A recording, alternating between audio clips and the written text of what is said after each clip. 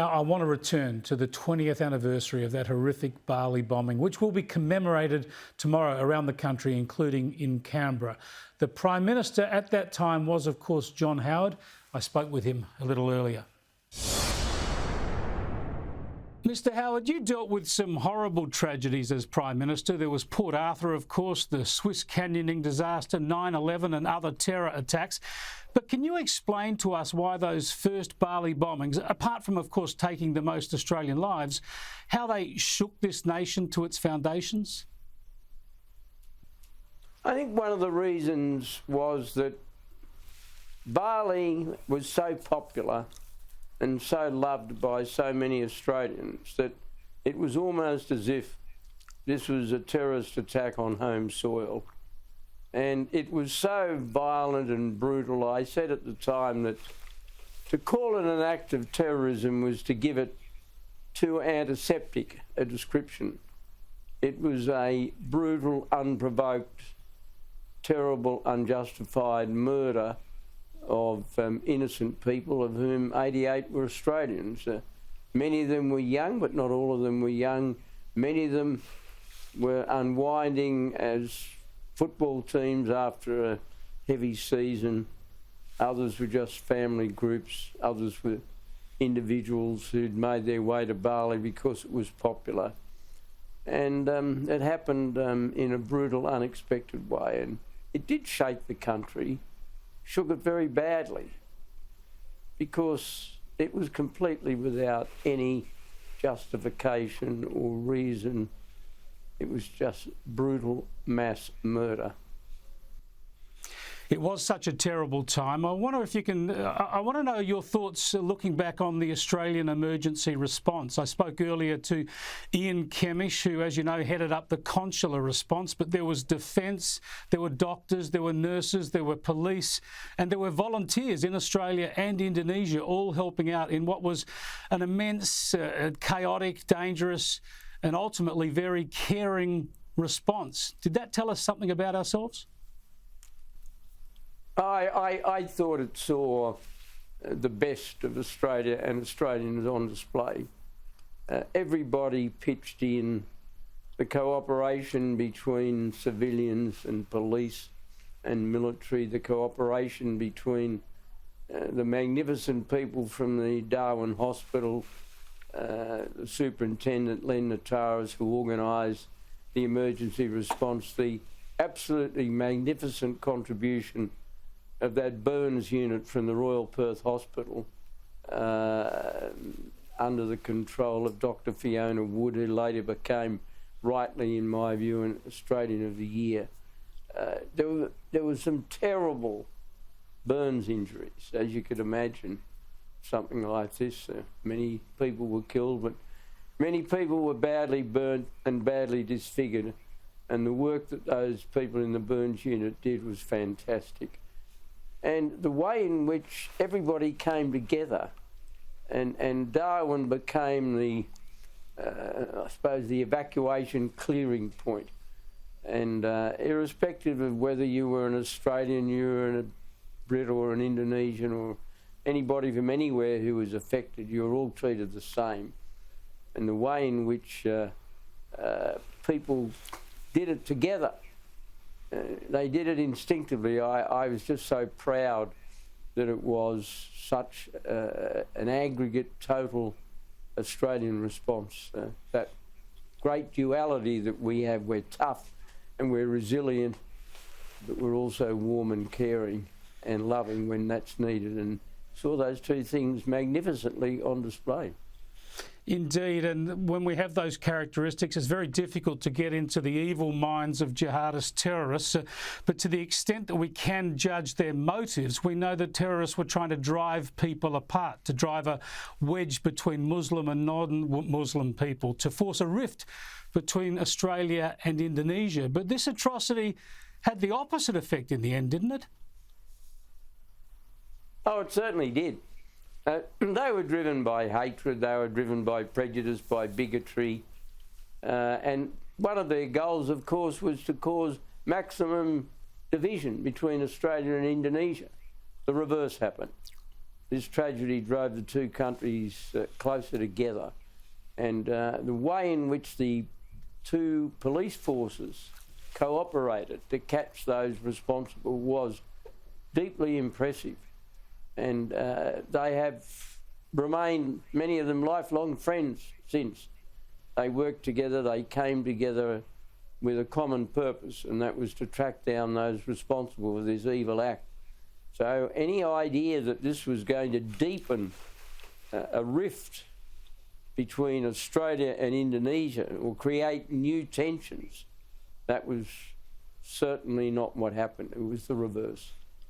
Yeah, I have clear memories. As you know, I was working for the Foreign Minister at the time and travelled with him and the Justice Minister and police and intelligence chiefs to Indonesia within 48 hours of the bombings. You'd already chaired a National Security Committee meeting of Cabinet, and obviously, apart from the emergency relief, the focus was on winning agreement from Indonesia for that joint investigation of the crime. That actually happened, as you just said. That was probably one of the most important decisions you made, wasn't it, to ensure a joint investigation? Oh, look, there had to be a joint investigation. The attack had happened on Indonesian soil, and this idea that we could just barge in without, no matter how terrible the loss had been for Australia, we had to respect Indonesian sovereignty, but they didn't bat an eyelid on that. They said, right, let's work together to get the so-and-sos who are responsible for this.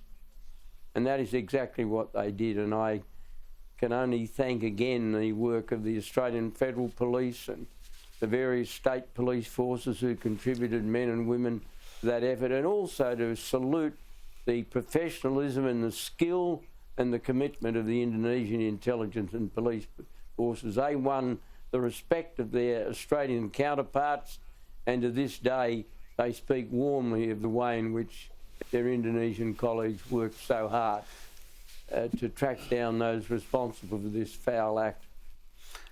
Now, we still have good Indonesian relations. Australia and Indonesia still have strong relations. That was further buttressed with your response to the Boxing Day tsunami a few years later. But 3 presidents on, and I've got to say 7 prime ministers on, believe it or not, from the Bali bombings. We've still got that bipartisan commitment to the relationship, which is a good thing. But what would you be doing next? What would you like to see happen next to try and further enmesh that relationship, the economic and people-to-people links between Australia and Indonesia? We have to be realistic. It's always been a slightly difficult relationship because we are close neighbours, but we are very, very different people. Indonesia's got a huge population. It's got a different ethnic background. It's got a different religion. Its culture is different, but bit by bit, we have built the relationship. And I don't have any criticism of how the relationship is being handled at the moment. I think the Albanese government has largely followed the approach of earlier coalition governments. You have to treat each individual issue on its merits. You have to understand that there will be different interpretations, but we have common purposes, and one of our common purposes is to fight terrorism. And our intelligence agencies have worked together very closely over the last 20 years, and I have said repeatedly, going back to when I was Prime Minister and since, that timely intelligence is the most effective weapon against terrorism.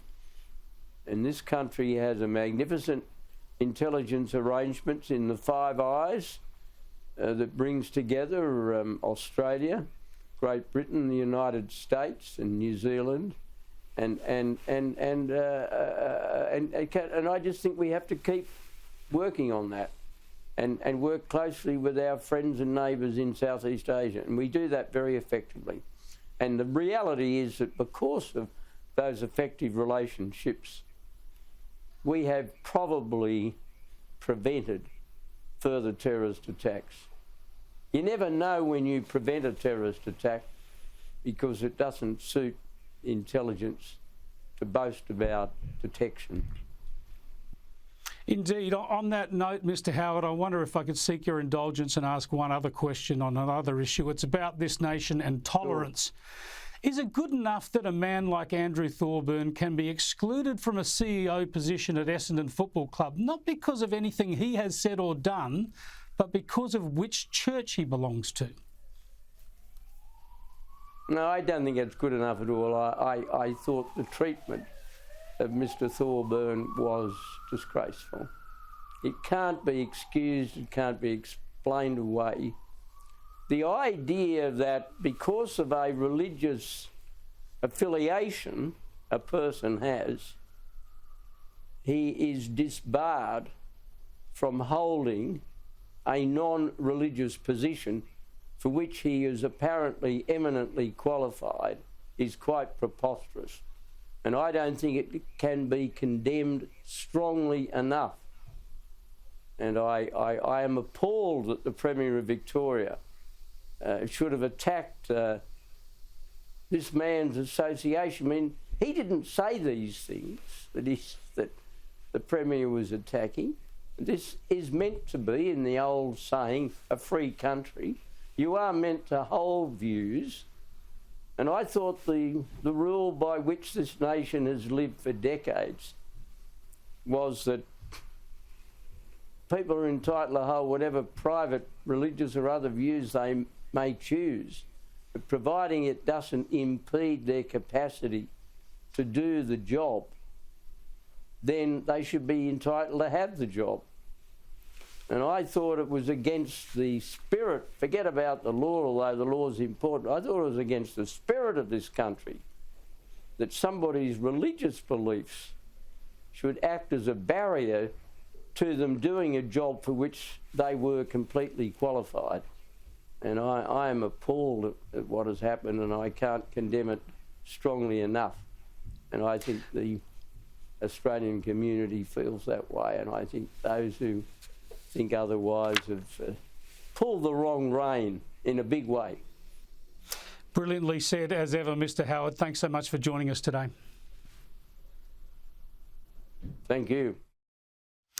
Yeah, John Howard's spot on there, not in just his own assessment of what happened to Andrew Thorburn, but on where the Australian mainstream view would be on this. And it would be with him, as we've been saying on this program now for a full week.